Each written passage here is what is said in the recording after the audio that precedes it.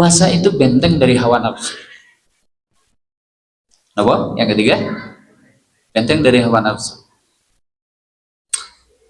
Nafsu sih apa? Nafsu itu apa? Selera, keinginan, gitu kan? Ambisi, itu namanya nafsu.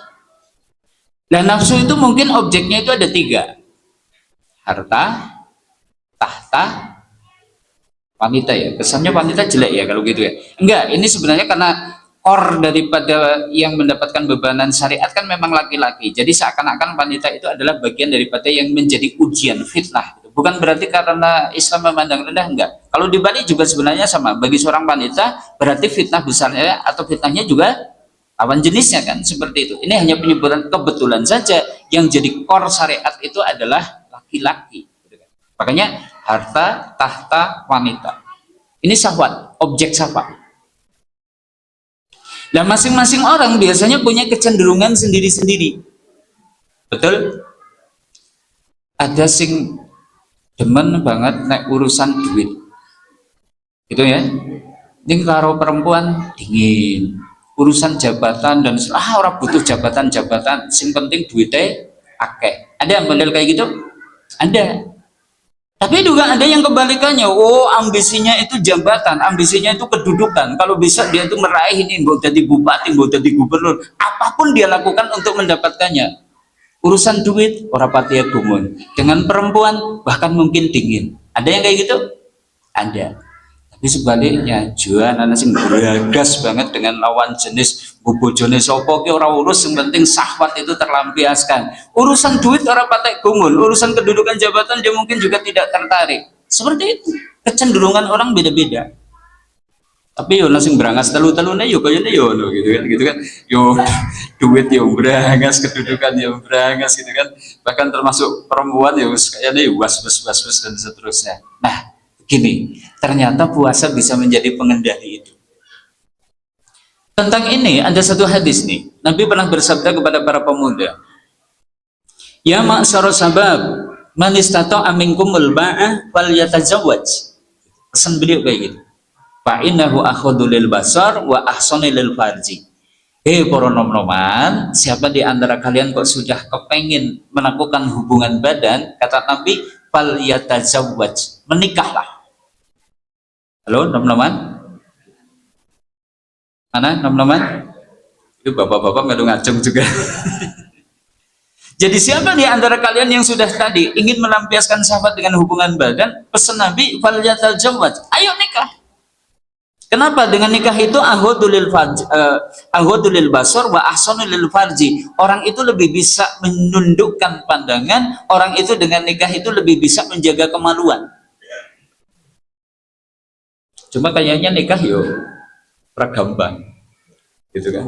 Orang baru sekedar kepengen ngerti-ngerti bojo, kayaknya yo ada ubur rambe yang harus disiapkan. Bahkan kudune yo duwe modal. Maka Nabi kemudian ngasih solusi alternatif.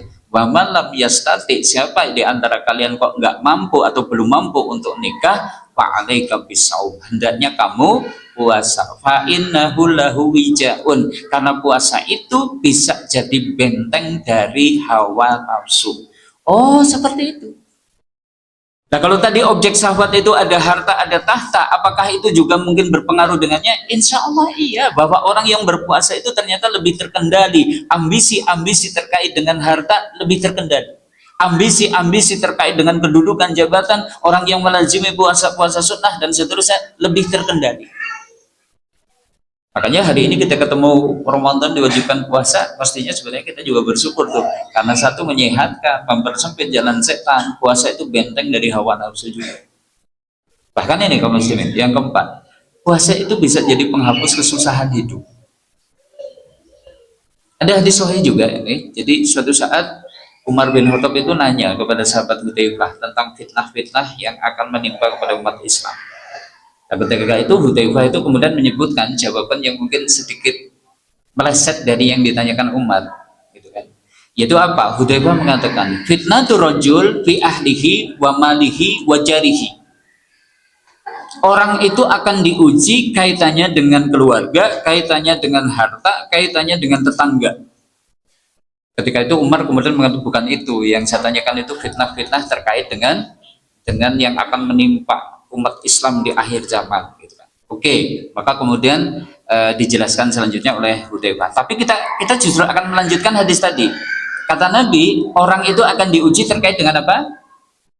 Keluarga, harta, tetangga. Apa? Keluarga, harta, tetangga. Keluarga misal, kita mulai nih, mulai dari awal. Mungkin ada yang diuji sama Allah. Umur sudah semakin menua, masih jomblo juga. Ada ujian? Ujian? Pokoknya menang baik. Iya, belum dapat jodoh kan ini juga namanya ujian. Ujian. Barang dapat jodoh, diuji lagi tuh. Padu terus karo bojone gitu kan. Ujian lagi? Iya, dikiranya uang kerja bojo lah kayaknya uripe kepenak gitu kan. Bareng bojo kepala padu terus karo bojone. Ada juga yang diuji dengan apa? Sekian lama berumah tangga belum juga dikasih momongan. Ujian lagi. Bareng sing diwehi momongan nganti telungan nganti papat anaknya jan dugal-dugal kabeh. Ujian? Ujian keluarga seperti itu. Ada yang ujiannya harta. Yang sering kami sampaikan. Jangan kayaknya golek duit terkasa banget direwangi jerih payah banting tulang ya tetap orang nutup kebutuhan yang ada itu kan, direwangi dodol ini dan seterusnya, ujungnya satu, bangkrut. Barang sesekali oleh duit anak baik sing dadak kecopetan, sing dadak kapusan, sing dadak kerampok, sing kena bencana ini dan seterusnya. Ini ada yang ujiannya gitu kaitannya dengan harta. Ada yang rumah tangganya tentrem, keluarganya nyaman, harta berlimpah, ujiannya tetangga. Yang kemarin sudah kami sampaikan, jan duwe tangga papat kita nyebeli kabeh. Sing ngarep omah celutak, sing mburi omah celemer, sing sebelah kanan senenge ngecek watu, sing sebelah kiri tukang gerendengi. Jajal, kinten-kinten kepripun? Sugih, tentrem, rumah tanggane tentrem, ning tanggane kados niku. Kira-kira gimana? Pindah bae lah jeneng sire apa. Iku rasane ora tentrem temen uripe. Nah, 3 fitnah tadi, itu kan, fitnah turrajul fi ahlihi wa malihi wa jarihi, kata Nabi, tukafiruhas sholat wa siyam wa sodaqoh. Itu semua bisa dihapus dengan sholat, dihapus dengan puasa, dihapus dengan sodaqoh. Oh, berarti sholat itu menghapus fitnah-fitnah hidup kita. Jadi kalau kepengen rumah tangga tentrem, rezeki lapang, dandani sholatnya. Kita kepengen kok rumah tangga tentrem, kok kemudian kita itu juga rezekinya lapang, perbaiki nih kualitas ibadah puasa kita. Kita kepengen kok kemudian hidup dalam bertetangga itu juga harmonis, tambah itu infak sodakohi. Makanya tadi kan fitnah-fitnah tadi tukafiruhas sholat wasyam wasodakoh, bisa dihapus dengan sholat, puasa, sodakoh. Nah, salah satunya ibadah puasa. Oh, berarti puasa itu bisa menjadi penghapus kesusahan hidup. Makanya ketemu Ramadan diwajibkan puasa, nggak perlu mengeluh lah. Ini insya Allah akan jadi sarana agar kita terperbaiki nih kondisi kehidupan kita. Nah, bahkan puasa itu penghapus dosa. Saya masukkan di poin di alam dunia. Kenapa? Begini Bapak Ibu. Dosa itu menimbulkan keburukan bagi pelakunya, tidak cuma di akhirat, tapi juga di dunia. Itu Pak. Man amila su'an yujabih. Siapa yang melakukan keburukan mesti dibalas. Dibalasnya itu mana? Ya sekarang di dunia, besok di akhirat. Dan balasan di dunia itu atas dosa yang kita perbuat itu apa? Sering kami sampaikan. Dosa itu menyempitkan rezeki. Dosa itu menimbulkan petaka pada badan. Dosa itu membuat orang mulia jatuh menjadi hina. Dosa itu akan membuat urusan-urusan jadi rumit. Dosa itu menutup akal. Dosa itu mengeraskan hati. Dampak buruk dosa di dunia kayak gitu. Sekarang saya tanya, Bapak Ibu punya dosa enggak? Piro? Sak umah, sak gunung. Oke. Kita banyak dosa. Sementara tadi dosa itu menimbulkan dampak buruk bagi kita di dunia. Maka kita itu butuh. Andai ada alat yang dengannya bisa menjadi penghapus dosa, kayaknya alat itu harus kita miliki. Dan ternyata Allah jadikan salah satu sarana yang bisa menjadi penghapus dosa itu apa? Puasa. Secara khusus bahkan puasa Ramadan. Man soma Ramadhana imanan wahtisaban ghufira lahu ma taqaddama min dambi. Siapa yang di bulan Ramadan berpuasa asal dilandasi dengan imanan, dia menunaikannya karena ketundukannya kepada Allah. Wahtisaban, dia menunaikannya karena mengharap balasan dari Allah Ta'ala saja. Ghufira lahu ma taqaddama min dambi, maka Allah akan hapus baginya dosa-dosa yang telah lalu. Dosa terhapus termasuk dampak buruk dari dosa itu. Oh, sing rezekine seret goro-goro dosa jadi lapang.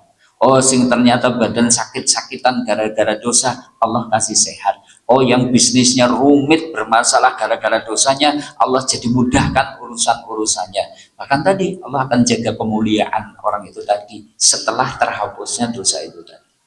Inilah Bapak Ibu. Maka ketemu Ramadan diwajibkan puasa, gimana?